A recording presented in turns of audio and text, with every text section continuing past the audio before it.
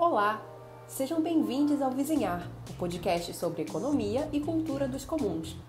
Aqui nesse espaço a gente vai conversar sobre tudo que tem a ver com os recursos e bens comuns, de uma forma descomplicada e acessível. Eu sou a Vitória Mendes, apresentadora do programa, e a cada episódio eu recebo um convidado ou convidada para bater um papo sobre um assunto diferente. A convidada de hoje é a Marcela Vecchioni. Ela esteve conosco no Seminário Internacional Economia e Cultura dos Comuns em uma live sobre mulheres, política e territorialidade. A Marcela é professora do Programa de Pós-Graduação em Desenvolvimento Sustentável do Trópico Úmido na UFPA. Além disso, ela faz parte do Grupo Carta de Belém, na luta por justiça ambiental e soberania dos povos na Amazônia e no Brasil. Marcela, seja bem-vinda ao Vizinhar, o nosso podcast. E antes de a gente começar de fato a entrevista, eu queria que tu te apresentasse, que tu falasse pra gente sobre quem tu és, qual é a tua formação, em que áreas tu atuas, o que tu achas interessante sobre ti mesma pra falar pra gente. Acho que essa vai ser a pergunta mais difícil do podcast, mas vamos lá. Então, eu sou Marcela, né? Como a Vitória já me apresentou aqui, eu sou professora na Universidade Federal do Pará, num núcleo que se chama Núcleo de Autoestudos Amazônicos e num programa que é um programa de reflete sobre o desenvolvimento sustentável nos trópicos úmidos. Eu acho que uma coisa interessante para falar, que tem a ver com o nosso papo aqui, é que esse programa ele é interdisciplinar. Então ele trabalha com esse, né, o nome do podcast é Vizinhar, ele trabalha com esse avizinhamento, digamos assim, entre vários pontos de partida para refletir sobre a Amazônia, mas não só sobre a Amazônia, sobre os trópicos de maneira geral e tentando trazer uma perspectiva crítica sobre o que seja desenvolvimento, né, nessas regiões. Mas antes de eu chegar na universidade, aqui no Pará, né, eu já trabalhei bastante tempo no Acre, onde eu trabalhava com povos indígenas na Comissão Pró-Índio do Acre. E também, né, no tema que a gente vai bater papo aqui hoje, eu acho que ali foi um dos lugares que eu mais aprendi sobre o que seriam esses comuns e processos de cercamento afetando esses comuns, porque eu vivi, né, em terras indígenas, né, e também trabalhei bastante com extrativistas das reservas extrativistas, que trazem bastante essa dinâmica aí pra gente, mas a gente vai conversar mais sobre isso aí pra frente. E é isso, eu sempre trabalhei com povos e comunidades tradicionais, com mulheres, né, dentro dessa perspectiva do uso comum dos recursos naturais e da construção em comum dos territórios de vida. Na tua participação no seminário, tu falaste sobre comuns como um verbo, ou seja, uma ação e uma prática. Então, eu queria começar a entrevista te perguntando, na tua perspectiva, o que são, então, os comuns?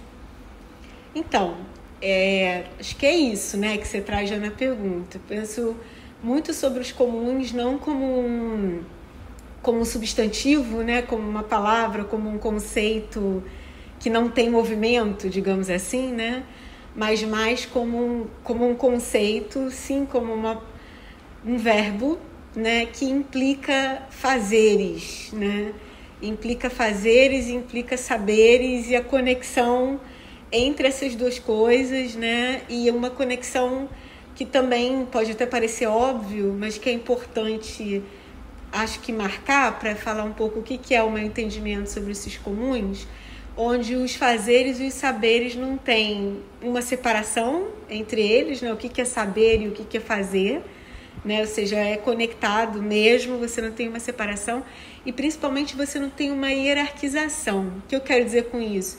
O saber não é mais importante ou mais valoroso, né, do que os fazeres, porque os fazeres, aí é que vem, né, os fazeres implicam em saberes e normalmente em saberes que são praticados não por uma pessoa ou por duas ou por três, mas por um grupo de pessoas, né, que vão trazer nas suas práticas cotidianas de construção daqueles fazeres o seu conhecimento associado sobre como fazer aquela determinada coisa, né? Então acaba que é uma coisa assim que uma alimenta a outra. O fazer em conjunto alimenta um saber em conjunto que vai se renovando nesse processo de fazer em conjunto e que acaba tendo como resultado o saber em si, o conhecimento em si, mas também coisas, né? Coisas que não são inanimadas, vazias de sentido, mas que são justamente cheias de sentido desses fazeres comuns, né? Então, por exemplo, quando a gente fala do território, né? Que é algo que, de repente, para quem está chegando nessa discussão sobre território, fica um pouco mais difícil de entender o que é esse território que você está falando, né? É só um espaço físico delimitado, né? Onde um grupo de pessoas vive. É isso também, mas não é só isso, é muito mais do que isso, né? Então, por exemplo, o próprio território, ele acaba sendo também um resultado desses fazeres e saberes em conjunto que se retroalimentam, né? Nesse sentido, o território ele vai para além daquele espaço que é o espaço físico delimitado, né? Ele vai na velocidade da memória, ele vai na velocidade dos saberes, dos compartilhamentos que as pessoas, quando realizam esses compartilhamentos, né? Elas realizam em alguma materialidade, né? E essa materialidade é o espaço para reproduzir e co-criar esses saberes e fazeres, né? Mas ela também se faz a partir dessa co-criação entre esses fazeres e esses saberes. Então, eu vou dar um exemplo aqui para fechar, né, essa pergunta, Vitória, aqui dos comuns enquanto verbo, né? Por isso é que o comum seria mais um verbo do que uma palavra, né? O comum ele é comunalizar, né? O que você torna compartilhado e o que você cria como compartilhado. Então, por exemplo, se a gente pensa nos sistemas agrícolas tradicionais, assim, de povos indígenas, de povos quilombolas, né? Vamos pensar numa coisa que está bem próxima aqui da gente na Amazônia, os açaizais. Né? Hoje em dia a gente fala muito do manejo, né? Do açaí, das empresas que trabalham, né? Fazendo isso, exportando. Mas é importante a gente entender que esse volume de açaizais que a gente tem, principalmente os açaizais de várzea, né?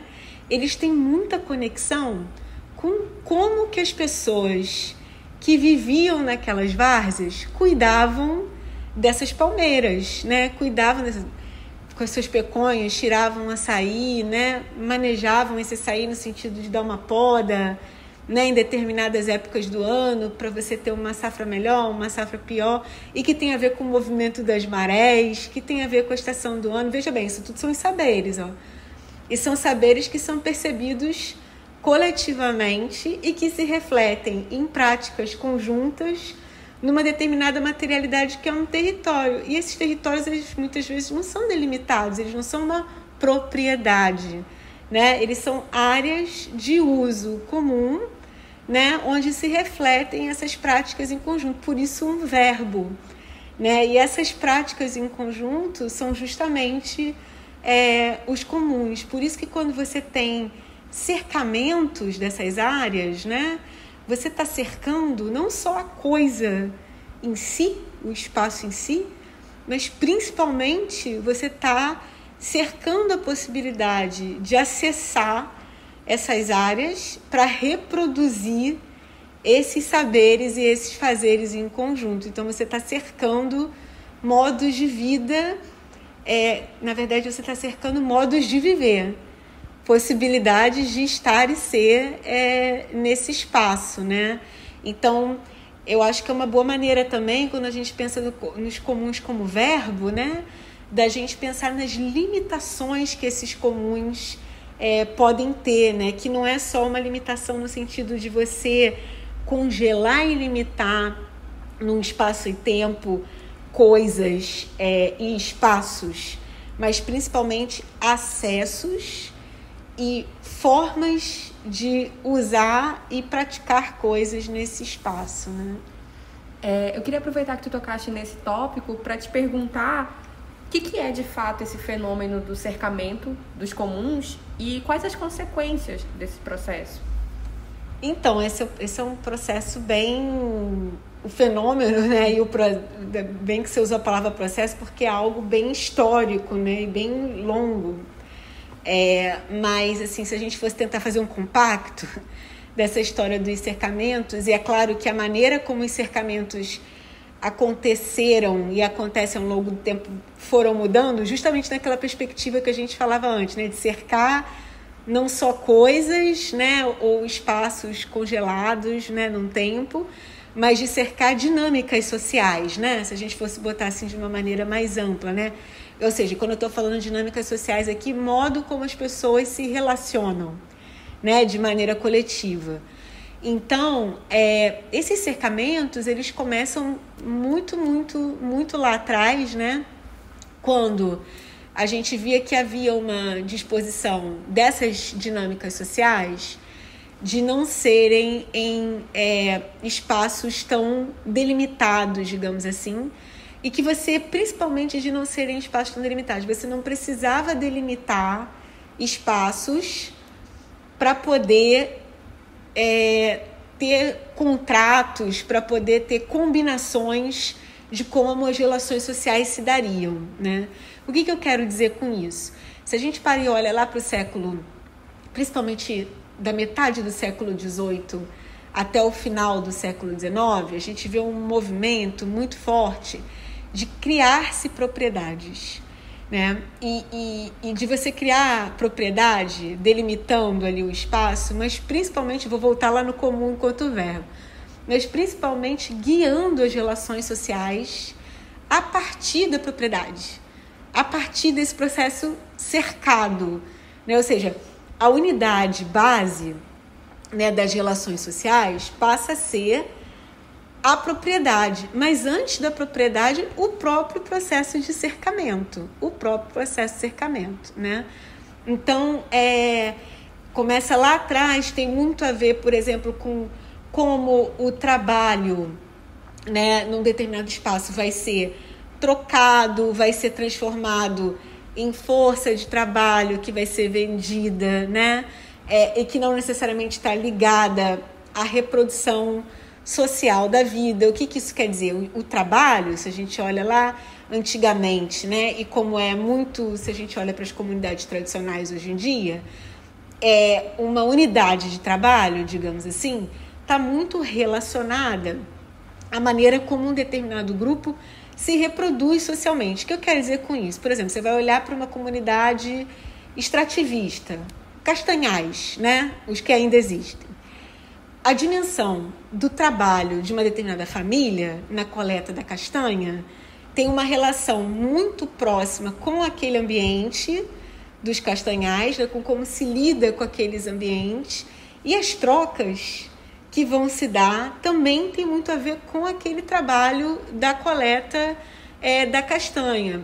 Ou seja, a pessoa não precisa sair de uma área que está muito longe da sua casa, né, do seu ambiente doméstico, digamos assim, para praticar o seu trabalho, por um lado, e por outro lado, vamos lá lembrar dos saberes e dos fazeres, né?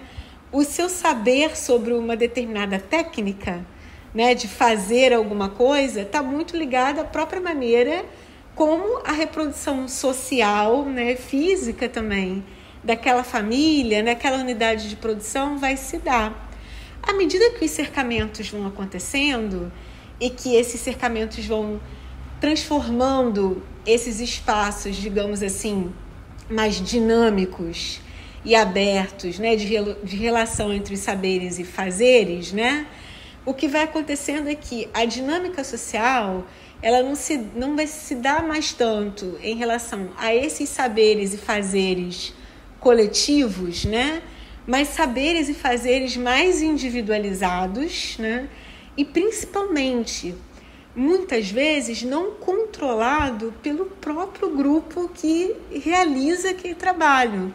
Muitas vezes por um outro grupo que cerca aquele determinado espaço e que vai controlar aquele trabalho, mas que às vezes nem está ali, nem está presente ali, né? Eu estou dando esses exemplos todos para dizer como é que, assim, muito no compacto, né? Como é que a coisa veio evoluindo lá de trás até os dias de hoje, né? Mas eu penso que é algo muito chave para a gente ter na cabeça, inclusive para relacionar o cercamento com os comuns, né? É essa questão, na verdade são 2 pontos que eu acho que é bem importante para a gente ter para começar a falar dessas histórias, né? Tanto as do passado quanto as do presente, que cercamento não é apenas de uma materialidade, né? O que eu quero dizer com materialidade? De terra, né? Ou de uma plantação, digamos assim, né? Que é o que fica mais visível, né? No sentido de você vai botar uma cerca ali, né? Um arame farpado, ou subir um muro, né? Não é só isso. O cercamento, ele é cercamento de formas de fazer, de modos de viver, porque quando você coloca uma cerca, ou quando você constrói uma barragem aí, pegar um exemplo diferente, você constrói uma barragem para uma hidrelétrica no rio, né? Você vai estar impedindo determinadas práticas, determinados fazeres e saberes conjuntamente de acontecer naquele determinado tempo, naquele determinado espaço.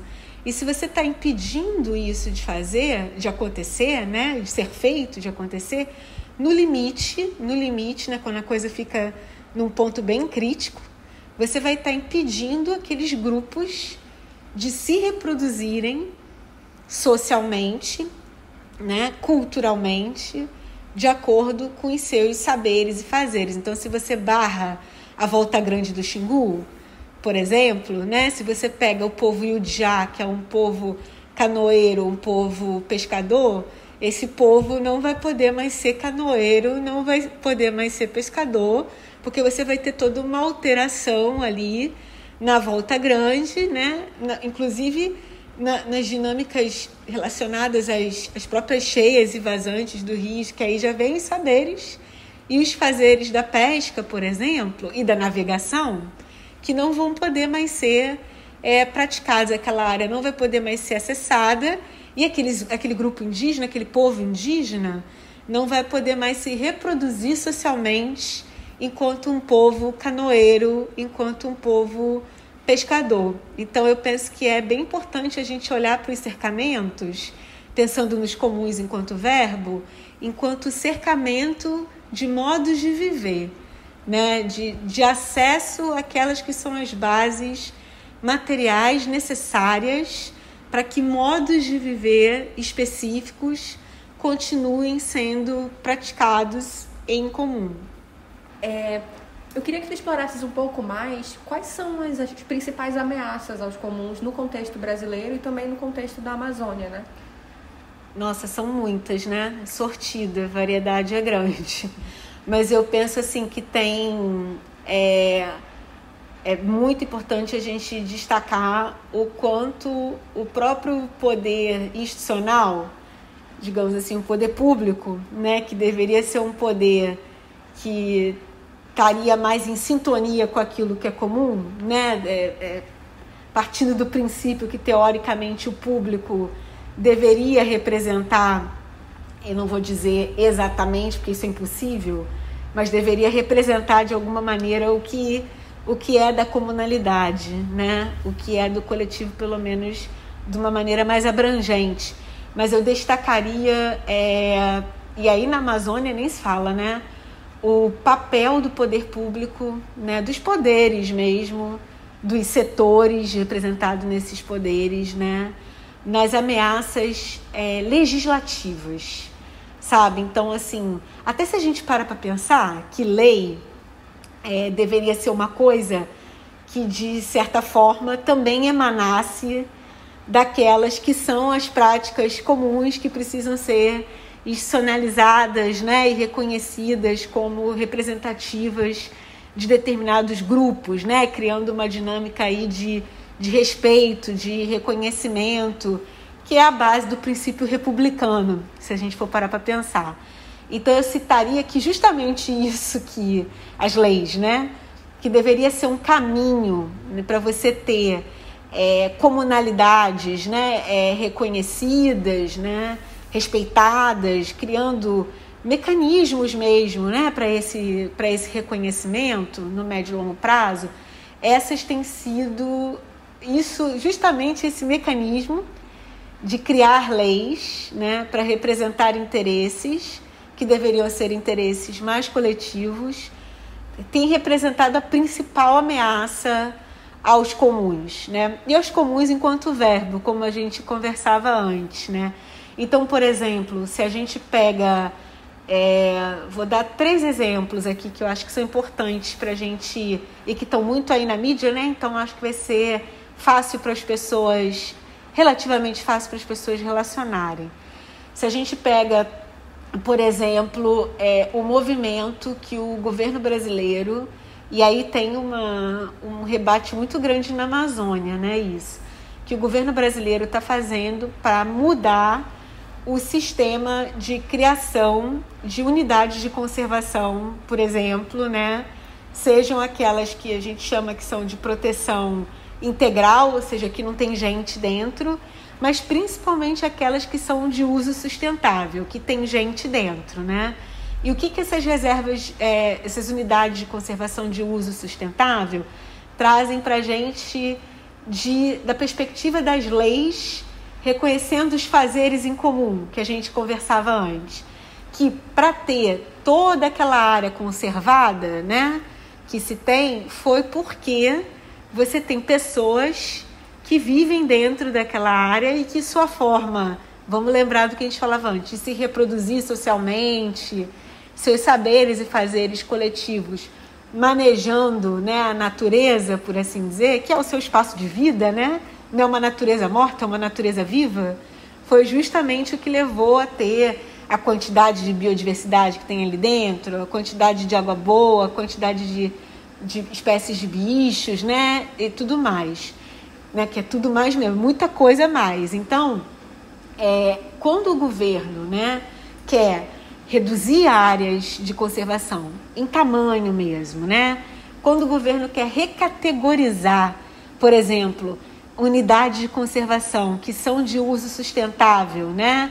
Por exemplo, uma reserva extrativista, né? As reservas extrativistas que são reconhecidas lá, a primeira reserva extrativista de 1992, a reserva extrativista do Alto Juruá, reconhecendo, né, que os seringueiros que moravam ali naquele local conservava aquela área enorme de fronteira ali nas bordas do Parque Nacional da Serra do Divisor, né, que é uma das áreas de maior existência de biodiversidade do planeta, né? Então você reconhece que as pessoas que estão ali, que a sua forma de trabalhar, né? Vamos lembrar também das coisas que a gente falava antes, sua forma de trabalhar, sua forma de se reproduzir socialmente, das suas dinâmicas sociais, levavam à conservação daquele lugar. Então, quando você vê o governo, né, tentando passar leis, seja junto com o Congresso Nacional, na forma dos projetos de lei, e seja pelo próprio Executivo, na forma das medidas provisórias ou dos decretos, né, a gente vê claramente ali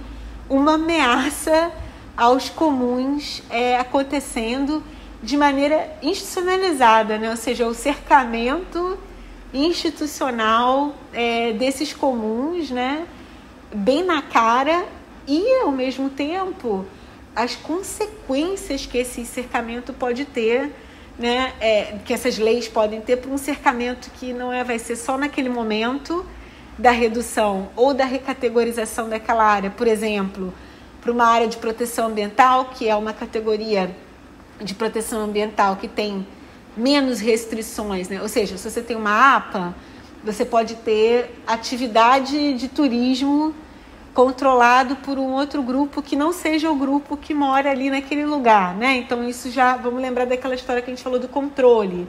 Você já está passando o controle daquele espaço para outras pessoas que não são as pessoas, né, que vivem ali, né, que convivem ali entre si e com o próprio lugar, né?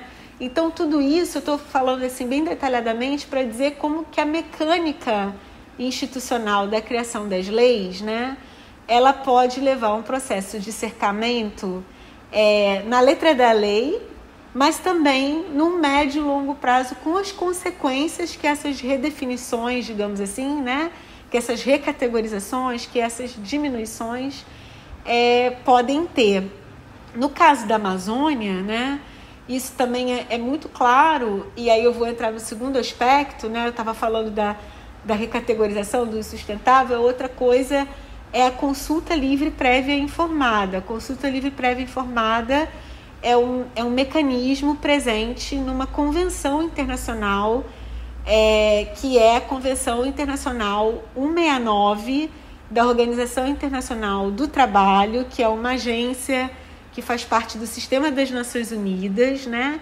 E essa Convenção 169 ela vai versar sobre o direito de povos indígenas, povos e comunidades tradicionais, né? Comunidades tribais, que é um conceito que não vale para o Brasil, mas vale para a África, por exemplo, né?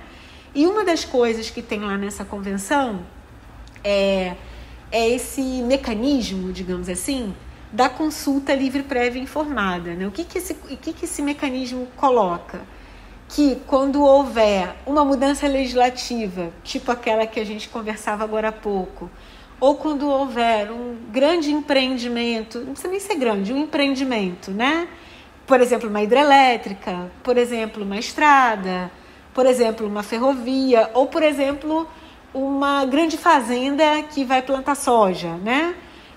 Você precisa ter consulta aos povos e comunidades tradicionais, aos povos indígenas que estão na área de afetação daquele projeto. E mais importante do que ter consulta, esses grupos eles teriam o direito a veto, ou seja, eles teriam o direito de dizer não, né, para esse processo.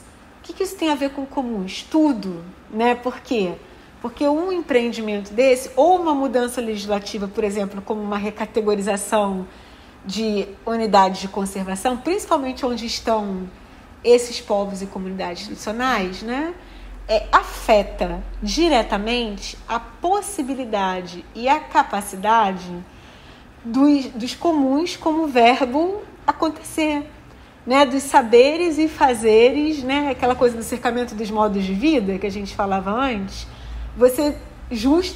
Se você não consulta, né, é mais um caminho, e principalmente não é só se você não consulta, se você não reconhece o veto que as comunidades vão dar para aquele determinado processo, né, você vai abrir o caminho para que esses comuns, enquanto verbo, para que esses saberes e fazeres, para que essa dinâmica de reprodução social da vida mesmo, né, desses povos e comunidades tradicionais ocorra, né? Então, por que eu estou falando disso? O governo brasileiro está no momento de denunciar a Convenção 169. O que isso significa? Que é onde tem previsto esse mecanismo da consulta livre prévia informada. O que isso significa? Duas coisas. Significa que o Brasil pode deixar de ser signatário dessa convenção, né? Ou seja, vai sair desse acordo, né, que tem essa medida de proteção. Tem várias outras, mas uma das mais importantes é a consulta livre prévia informada, né? E a outra coisa, quando tiver algum processo de consulta livre prévia informada, né, que o país julgue que esteja prejudicando o interesse nacional, o país pode denunciar internacionalmente essa convenção como agindo de encontro à sua soberania nacional, né? Ou seja, interferência, que é algo que o sistema ONU reconhece como algo que não pode acontecer, né? Que não pode acontecer. Então, eu também apontaria isso como algo muito importante que está acontecendo para avançar, para cercar comuns, né? E principalmente porque cerca a possibilidade de resistência dos povos e comunidades tradicionais, povos indígenas, essa possibilidade de resistência em comum. Ou seja, você, por um lado, cerca o espaço material, né, onde esses modos de viver se dão, e ao mesmo tempo você também cerca a possibilidade de resistir e denunciar o próprio processo de cercamento. Então, seria a segunda coisa. A terceira coisa, né, que seria a última que eu citaria, eu falei que eram 3 coisas, né? Então, primeiro, essa recategorização e diminuição de unidades de conservação, né? Eu acho que isso é bem, ainda mais no contexto amazônico, isso é muito importante, né? A segunda, a denúncia, né? A possibilidade de denunciar a Convenção 169 da Organização Internacional do Trabalho e especialmente o mecanismo da consulta livre, prévia e informada a povos e comunidades atingidos, seja por medidas administrativas, seja por empreendimentos, né? E a terceira, a gente está passando por um momento, já tem alguns anos no Brasil, mas que acirrou enormemente nos últimos 2 anos, né? Que é a mudança das leis relacionadas à terra mesmo, né? A gente falou lá da recategorização, né, das unidades de conservação, mas a gente está passando por mudanças muito profundas, né, nessas leis, né? E aí eu citaria 2, né, que eu penso, na verdade 3, que são muito centrais assim, nesse processo em relação aos cercamentos dos comuns, né? Uma que foi aprovada desde dezembro de 2017, mas que é interessante dizer que é uma lei, né, na época projeto de lei, né, e hoje lei, que se origina justo de um processo para redução de categoria protetiva e de diminuição, né, de áreas de conservação, que é a Lei 13465. Essa lei é uma lei que ela assim, bem compactamente, né, ela acaba com o Programa Nacional de Reforma Agrária, né? O que é o programa, o que era, né, que não existe mais, o que era o Programa Nacional de Reforma Agrária? O Programa Nacional de Reforma Agrária, que inclusive depois é lavrado em Constituição, no artigo 83 da Constituição, é justamente um programa que reconhecia que você tinha uma desigualdade muito grande de distribuição de terras no Brasil, levando uma concentração fundiária excessiva. O que é concentração fundiária? Concentração de terras, né, e da delimitação dessas terras para poucos, e que isso geraria desigualdades muito extremas, seja no campo, seja na cidade, né, nos dois, no urbano e no rural, né, teria suas consequências. Então você cria um Programa Nacional de Reforma Agrária, né, entendendo que seria necessária uma redistribuição dessas terras, né? E não só redistribuir essas terras, você ter políticas públicas conectadas, né, à distribuição dessas terras que pudessem permitir que, principalmente os agricultores, que a gente chama dos assentados da reforma agrária, tivessem suas condições de vida, né, garantidas para poder comercializar os seus produtos, né, fazer a sua roça. Então, ou seja, todo um arcabouço aí, né? Pois bem, a 13465, ela termina com o Programa Nacional de Reforma Agrária e ela transforma o Programa Nacional de Reforma Agrária no Programa Nacional de Regularização Fundiária. Aí você vai dizer assim, poxa, mas isso não é bom, né? Você ter regularização fundiária? Depende do como você vai olhar para a questão. Por quê? Porque aí você vai estar olhando apenas no sentido de que, se você tem um título de propriedade reconhecido, né, individual, se você resolve a coisa nesse problema para todo mundo desse jeito, você está resolvendo o problema da concentração de terras, do conflito por terras, da distribuição da produção agrícola no país. Só que não é bem assim, que era justo o que o Programa Nacional de Reforma Agrária trabalhava. Marcela, o que isso tem a ver com comuns como verbo? Tudo. Né? Porque você está dizendo que para você resolver o problema, vou repetir, o problema da terra, o problema da distribuição da produção, o problema do reconhecimento dessas formas de produção, se você cerca e transforma tudo em propriedade e dá um título, você já resolveu o problema. Só que não é isso, não é assim. Por quê? Porque tem arranjos coletivos tanto do ponto de vista da produção, quanto do ponto de vista da posse da terra, né, que não são proprietários. Então, por exemplo, se você pega um projeto de assentamento de reforma agrária, um quilombo, né? O que é um quilombo? O quilombo é uma área onde vivem descendentes de pessoas que desumanamente foram escravizadas lá no passado, né? E que fugiram justo para esses lugares para serem livres, né? E criarem a sua... É uma coisa muito bonita um quilombo, né? Não é só um lugar onde vive descendente de escravo, né? Eu acho que é muito mais isso, é um lugar de resistência, né? Para onde as pessoas foram para viver a sua liberdade coletivamente. Você pega uma terra indígena, né? Que é você vai reconhecer um lugar para aquele grupo, está protegido, mas que ao mesmo tempo o lugar é bem maior do que aquilo, né? Você tem uma dimensão do passado, do espiritual, das práticas, do conhecimento tradicional, dos saberes fazeres, né? Tudo ali naquele lugar. Então, como é que você lida com uma lógica de propriedade num lugar desse?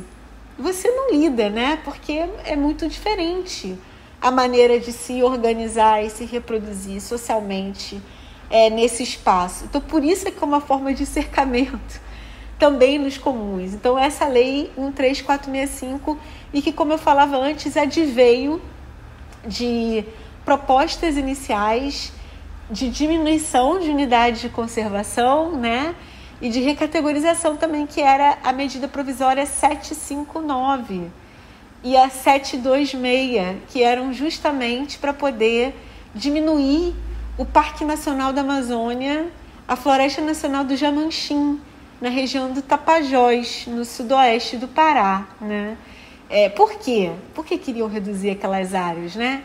E por que daí veio essa lei? Porque ali é uma área de expansão das propriedades e, às vezes, até da especulação para se transformar em propriedade no futuro. Por isso que eles queriam que mudassem, né, a categorização das áreas do agronegócio, né? Então, a gente tem, com isso, eu já vou para a terceira ameaça que eu acho, né? O agronegócio na Amazônia, ele sobe do cerrado, né? Que em sua maioria, que o cerrado está onde? O cerrado está mais naquela área que a gente chama de Brasil Central, né? Nas áreas dos planaltos centrais do Brasil, pegando um pouco do sul do Brasil também, mas naquela área bem da faixa central, né? Se a gente pega o mapa do Brasil, aquela área mais larguinha que está ali no meio, né? Então, o agronegócio rumo à Amazônia, ele vem dali, né? Ele vem dali. E quais são as culturas, né, que a gente vê mais ali nessa área do Brasil Central? É a cultura, a monocultura, né, da soja e o gado, né, e a pecuária. É como se fosse um complexo, né? Uma coisa muito complexa, a gente chama complexo soja-gado, né? Muito conectado. E justo ali naquela área do sudoeste do Pará, que é essa área que tem a bacia do Tapajós, né? Que tem a BR, a Estrada Federal 163, que liga Cuiabá, que é a capital do Mato Grosso, a Santarém, né? Que é a cidade mais importante do oeste do Pará.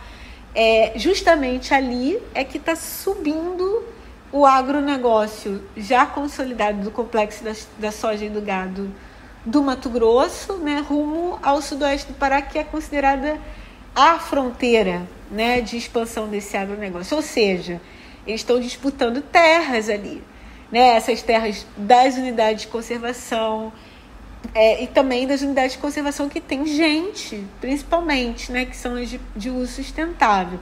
Então, eu também colocaria aí essa lei que vem dessa história toda, né, que eu contava para vocês, como uma forma importante de avançar sobre as áreas de uso comum. E, por fim, tudo o que esse modelo de produção implica, né? Porque o modelo monocultural, né? E quando eu digo monocultural, uma espécie só sendo cultivada, né? Na verdade, não é nenhuma espécie, porque tem variedade de espécies soja, por incrível que pareça. Uma forma de plantação só, né? Ou gado também. esse modelo ele implica num pacote integrado de saberes-fazeres que não são saberes-fazeres coletivos, são saberes-fazeres proprietários. É o saber fazer da semente modificada, patenteada, da soja. É o saber fazer dos agrotóxicos, do veneno conectado a essas sementes modificadas. E o agrotóxico, o organismo geneticamente modificado, transgênico, também expulsa pessoas. Porque se sobrepõe, ou seja, essa forma monocultural, essa forma que é uma só forma de fazer, ela precisa de propriedade para se expandir, para poder controlar aquela ideia, aquele papo do controle, né? Para poder controlar e afastar outras maneiras de se reproduzir socialmente num determinado lugar, justo para poder controlar aquele território como uma coisa única, como uma coisa padronizada, como se fosse uma fabriquinha, como uma coisa fabricada mesmo, de modelo de produção, que não é essa produção coletiva, que não é esse saber fazer compartilhado, é um saber fazer proprietário. E por isso mesmo precisa proprietarizar e cercar aquilo que é comum. Então eu colocaria essa coisa das mudanças legislativas, principalmente as mudanças legislativas que conectam propriedade da terra, recategorização ambiental, né? Podendo levar a uma consolidação e aceleração da reprodução de uma determinada forma de produção que é monocultural, que é proprietária, né? E que assim avança mais e mais sobre os comuns, principalmente na Amazônia, que é onde estão essas formas de vida coletiva, é onde você tem muita biodiversidade ainda, muita água, mas que é importante dizer, tem porque tem gente. Porque embaixo dessa floresta tem gente, dessa floresta que é diversa, justo por causa da diversidade de suas gentes, né? E que a proprietarização cerca essa diversidade. E cerca essa diversidade impedindo a reprodução dessa diversidade. Por isso que esse modelo também a gente fala que leva à perda de biodiversidade. Não é só a perda da espécie em si, é essa implicação mais ampla do que significa dizer que tem perda de biodiversidade. E aí realmente a Amazônia está na mira, né, no olho do furacão desse processo. Eu acho que esse ponto que tu tocaste agora leva para uma pergunta inevitável, assim, né? Até para a gente encerrar aqui a conversa, que nesse contexto tão nefasto, como que os comuns resistem, né? Quais são as categorias sociais, quais são essas pessoas, iniciativas, organizações, instituições e espaços que tu destacas que fazem com que esses comuns e esses modos de viver, né, e esses saberes e fazeres continuem existindo apesar de tudo isso? Olha, eu acho que essa é a pergunta mais difícil, né? Até porque talvez seja também difícil de responder por dois motivos, né? Que uma coisa é a gente trabalhar com, né? Que é o que eu acho que eu faço, né? Trabalhar com esses grupos, essas comunidades. Outra coisa é realmente a gente viver nos lugares, né? E poder descrever isso que eu não vivo, né? Embora eu trabalhe com. Então é difícil também responder por isso. Eu acho que dá para responder, mas é difícil. E a outra coisa que eu acho que é um desafio muito grande, assim, né? Mas ao mesmo tempo é o desafio que instiga para a gente continuar trabalhando com, né? Observando essas dinâmicas, protegendo essas dinâmicas, né? Incentivando essas dinâmicas da maneira que a gente puder, com todas as limitações que a gente tem, né? Que é como esses grupos, essas práticas de reprodução social, como é que elas permanecem, né? Então, assim, tem uma coisa de resistência, mas eu acho que também tem a permanência, sabe? Como que esses grupos ficam, né? Com todas, e com isso eu não estou querendo aqui criar uma ideia utópica de heroísmo desses grupos, porque não tem nada disso, né? Eles sofrem muito e precisam muito de apoio, né? Mas eu acho que é muito interessante até para a gente, nesse momento que a gente está, né, de crise climática, né, de crise de perda da biodiversidade, de crise dos valores coletivos e comuns, né? A gente entender o que faz esses grupos permanecerem, né? O que informa esses grupos, né? Nas suas comunalidades, nos seus saberes fazeres, a fazer essa escolha de permanecer, né? E de lutar, né? Por isso, né? Das mais variadas formas possíveis. Eu acho que isso, politicamente, é algo muito importante que a gente deveria levar mais a sério, né? Ou seja, como é que esses grupos se organizam?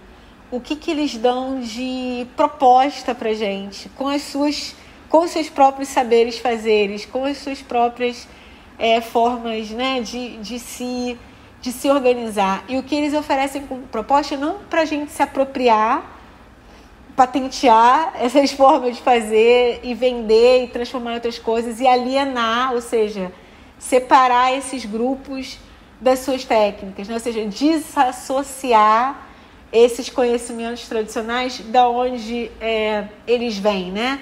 Que é o que, em grande medida, muitas coisas relacionadas à bioeconomia, que é essa proposta de uma economia baseada na biodiversidade, faz, né?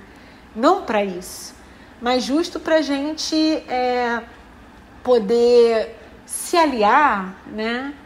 Para que essa alienação, essa separação aí, essa dissociação do conhecimento não ocorra, né? E para que haja uma valorização adequada, né, desses processos. Então eu vou dar um exemplo, né, que eu acho que exemplo é sempre melhor para a gente entender as coisas. A gente falava das ameaças, né, e das resistências e tal. Tem uma coisa que está acontecendo, já tem mais ou menos um ano, mas que nos últimos 2-3 meses ganhou mais espaço, inclusive na mídia, que é um programa que se chama Adote um Parque. O que é esse programa, né? Adote um Parque, lá do Ministério do Meio Ambiente inexistente, né? O que é esse programa? Esse programa são empresas, grupos empresariais, né, que podem, por exemplo, se responsabilizar por uma reserva extrativista na Amazônia, né?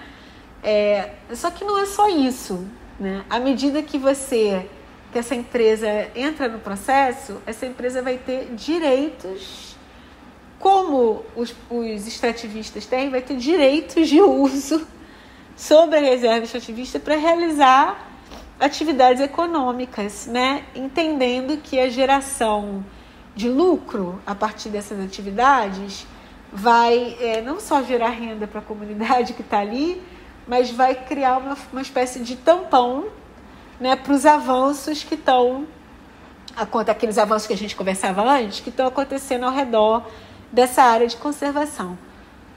Pois bem, isso é uma coisa muito doida, né? Por quê? Porque a própria reserva extrativista, né, enquanto um processo de reconhecimento de direito territorial específico e de um direito territorial que está associado a um direito ambiental também, né, o que eu quero dizer com isso? O reconhecimento, já falei, mas vou repetir, o reconhecimento de que a forma de viver daquele grupo, né, aqueles grupos de extrativistas, né, que estão ali naquele espaço, leva a um regime, né, a uma forma de conservação especial daquele lugar que tem resultado, né, para a conservação. Então você confere, né, existe uma coisa que chama CDRU, que é a concessão do direito real de uso, ou seja, o que isso significa? Os extrativistas, eles não têm propriedade da reserva extrativista, eles têm o direito de usar aquele espaço, reconhecendo que a sua forma de usar aquele espaço coletivamente, outra coisa muito importante, leva à conservação daquela área, né? Ou seja, é você pensar o território junto com o ambiente. Você está entendendo? Ou seja, você não pensa a natureza como algo isolado ou como fonte de lucro, né? A natureza, ela está ligada com a sociedade, digamos assim, né? A relação sociedade-natureza, ela é imbricada, ela não é separada, né? Ou seja, ela não implica em controle, ela não implica em exploração, ela não implica em hierarquização, em que a sociedade é algo mais avançado do que a própria natureza. A coisa está imbricada, né? E aí, o que os extrativistas estão falando? Olha, a gente não precisa ser adotado, entende? Essa área não precisa ser adotada por uma empresa ou duas empresas, entendeu? Que vai montar um conselho aqui com um monte de gente que nunca viveu aqui, que não conhece a nossa realidade. O que a gente precisa é de um reconhecimento, né, das coisas que a gente faz, né, do quanto que a gente está contribuindo aqui, e a gente precisa que as nossas CDRUs, as nossas concessões de direito real de uso, né, o que isso significa na prática? Como eu falava lá com a terra indígena também, as pessoas não vão ter propriedade sobre essa área, né? Ou seja, não é cercado. As pessoas vão ter o direito de acessar e de viver, né, naquela área, né? Ou seja, o que valoriza é o uso, não é a troca, né? Não são as trocas comerciais ou financeiras dos produtos que vêm dali. É o próprio saber fazer em si naquele espaço, né? O comum quanto o verbo, se a gente for associar o iniciozinho da nossa conversa. Então, o que os extrativistas estão falando, olha, a gente não precisa disso, sabe? Porque isso vai criar uma série de entraves, né? Muito provavelmente, a maneira como a gente vive, as práticas que a gente realiza aqui coletivamente, né? Vai dar problema isso aqui. O que a gente precisa é que as nossas CDRUs sejam renovadas.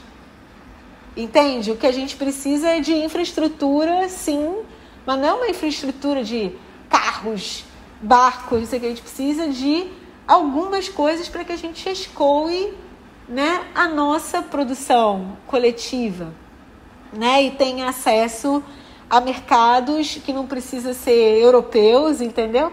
Mercados que pode ser aqui na cidade, que está do lado, né? Para poder levar os nossos produtos. O que a gente precisa é ter uma escola. O que a gente precisa é ter um postinho de saúde. É isso que a gente precisa. Não precisa de ser adotado, porque nós não somos bichos, não estamos num zoológico. Isso aqui não é um parque, isso aqui é a nossa casa.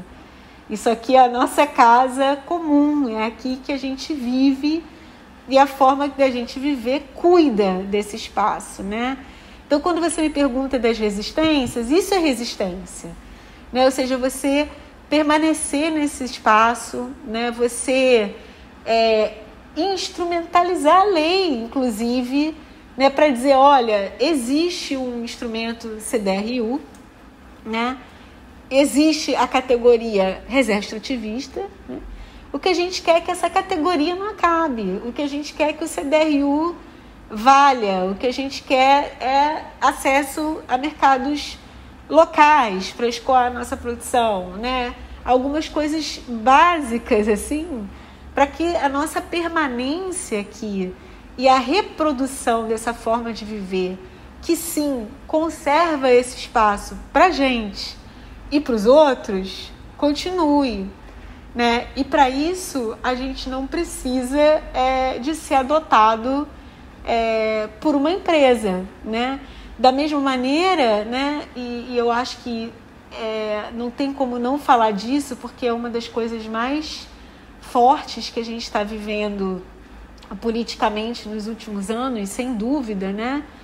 Quando a gente vê os povos indígenas, né, ocupando em massa, né, uma coisa de arrepiar, né, Brasília já, enfim, em junho primeiro, né, e retornando agora, né, se posicionando contra, né, o PL 490, que quer mudar todo o regime, né, de demarcação de terras indígenas e principalmente, né, pressionando para que houvesse um voto negativo com relação à tese do marco temporal, né? O que é essa tese do marco temporal? Bem resumidamente, na nossa Constituição de 1988, né, tem um artigo, tem 2 artigos específicos sobre os povos indígenas, mas tem um que é bem importante, que é o artigo 231, que vai colocar assim, que é super legal até para a gente pensar comuns como prática, né? Essas áreas ampliadas de práticas do comum. O que esse artigo vai colocar? Que são reconhecidos aos povos indígenas as suas formas de tradicionalmente ocupar o território. Veja bem, quando você fala isso, você não está dizendo que você reconhece o território X num determinado tempo, né, e delimitado de uma determinada quantidade de hectares, né, quantidade de metros quadrados, quilômetros quadrados. Você está dizendo que a maneira de construir um território, a maneira de construir uma terra indígena é a sua forma de ocupar, olha o verbo, tradicionalmente aquele espaço. A terra indígena, ela só existe porque existe uma forma de tradicionalmente ocupar aquele espaço. E essa forma de tradicionalmente ocupar aquele espaço, aqueles espaços, ela foi mudada, impedida, cercada antes de 1988. Não por acaso tem um artigo na Constituição para tentar redistribuir, né, as desigualdades, as violências, né, geradas por isso. Essa forma de ocupar tradicionalmente o espaço foi cercada, foi impedida durante muitos anos, que é o que a gente chama de renitente esbulho, ou seja, é uma expropriação que continuou ocorrendo ao longo do tempo. Depois de 1500, ela veio ocorrendo de determinadas formas ao longo do tempo, tirando os povos indígenas de suas áreas, né? De formas diferentes à medida que o tempo foi passando, né? Então, de fato, antes de 88, vários povos não iam estar nas áreas que eles hoje dizem que são tradicionalmente ocupadas por ele. Mas por que eles não vão estar? Porque eles violentamente, ao longo do tempo, foram sendo expulsos dessas áreas, né? E por isso mesmo tem a Constituição. A Constituição veio para corrigir isso. A Constituição não veio para marcar um tempo, que era o tempo, a partir de agora, reconhece essa terra. A Constituição veio para reconhecer que havia um problema, né? E que havia um problema que precisava ser resolvido. E que naquela conciliação de interesses da Constituinte, que começou em 86, só terminou em 88 com a Constituição, né? E ali naqueles artigos especificamente reconhecendo os interesses dos povos indígenas e a sua importância para a democracia do país em comum, a democracia coletiva do país, né? Você tinha aquilo ali para corrigir.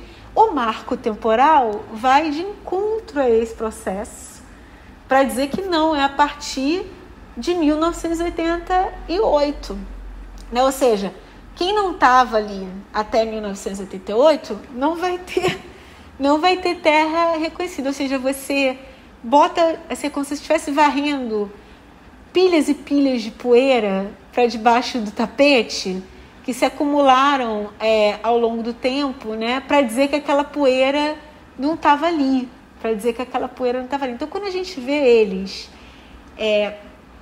ocupando Brasília, né, para dizer não ao marco temporal, né, porque essa lei, olha aí as leis cercando, né, porque essa lei vai impedir a gente de existir, ou seja, uma coisa muito básica. E existir é o quê? Existir é permanência, né? Então você resiste para permanecer, né? Isso é muito forte. Eu acho que isso ensina a gente assim muito primariamente. Quando eu falo primariamente, não é para desqualificar, muito pelo contrário, é primariamente assim do ponto base, né? Do que significa resistir, que é existir, que é permanecer, entende? Então, se posicionar contra o marco, ocupando Brasília, né? Ocupa tipo Brasília vai ser terra indígena agora para a gente poder, né, marcar isso aqui, marcar que vocês vão nos matar, né, simbolicamente e literalmente, porque nós não vamos poder, voltamos ao início depois, nos reproduzir socialmente, coletivamente, se um negócio desse for aprovado. Se um negócio desse for aprovado. Do mesmo jeito que se tiver o projeto de lei 490, né, que é uma espécie de marco temporal também, mudando as maneiras de demarcar terras indígenas que são informadas por esse artigo 231 que eu acabei de explicar para vocês, né? Acabou, né? Acabou. Então, assim, é um entendimento de que se posicionar contra uma medida administrativa, legislativa, né, é muito mais do que você marcar o interesse específico numa correlação de forças, numa briga. A situação aí é muito mais profunda, né? É na dimensão mesmo do direito de existir, né? Falando o que eles falam, é isso, né? O nosso direito de existir. E esse direito de existir é permanência. Então, para mim, essa permanência, ela é insurgente já. Permanecer frente a tudo isso, né? E marcando essa coisa muito profunda, né? Que direito humano, né? No plural, direitos humanos no plural, você vai ter várias humanidades aí, vários saberes, fazeres coletivos aí. E no final das contas é direito de existir, né? Ou seja, é direito de ser humano em toda a diversidade que implica ser humano, né? Mais do que só direitos humanos, é o direito de ser humano. Então, acho que para mim essa é a principal resistência, assim, e ensinamento mesmo político para gente, assim, de prática política, né? Do que importa nos tempos de ameaça atuais, a própria sobrevivência da gente enquanto espécie. O que importa? O que importa? Do que a gente tem que combater, do como que a gente tem que se organizar, do como a gente tem que permanecer, né, enquanto diversidade de ser humano. Então, acho que é isso. Marcela, obrigada pela entrevista, obrigada pela participação no podcast. Se quiser dar algum recado final, alguma coisa assim, fica à vontade. Nossa, acho que eu já falei demais, eu já falei muito, mas para dizer assim que a gente fala muito sobre comuns hoje, né, nas universidades, né, para quem está começando a entrar na universidade agora, né, a gente fala muito sobre isso, a gente vê em diversas áreas, né, esse debate na economia, na antropologia, na sociologia, na ciência política, mesmo em engenharia ambiental, né, quando a gente fala de recursos, ou seja, né, uma coisa bem que permeia várias discussões, né? Mas eu diria que seria muito mais interessante, eu acho, olha, estou aqui negando a minha própria facção, digamos assim. Seria muito mais interessante para a gente debater comuns e pensar sobre comuns, a gente olhar para essas práticas, a gente olhar para esses saberes, fazeres que muitas vezes não estão na universidade. A universidade pode nos ajudar a refletir sobre eles e, de preferência, se a gente fizer isso coletivamente. Mas a gente sair, olhar, né, ao nosso redor, principalmente na região amazônica, onde a gente tem milhões aí de exemplos do que são esses comuns enquanto prática, e a gente vê isso, a gente viver isso ajuda a gente a valorizar isso. Então, eu acho que esse que eu deixaria aqui pra gente, né? Então, nem tanto sala de aula e mais vida, né? Colocar a vida no centro pra gente entender o que é comum.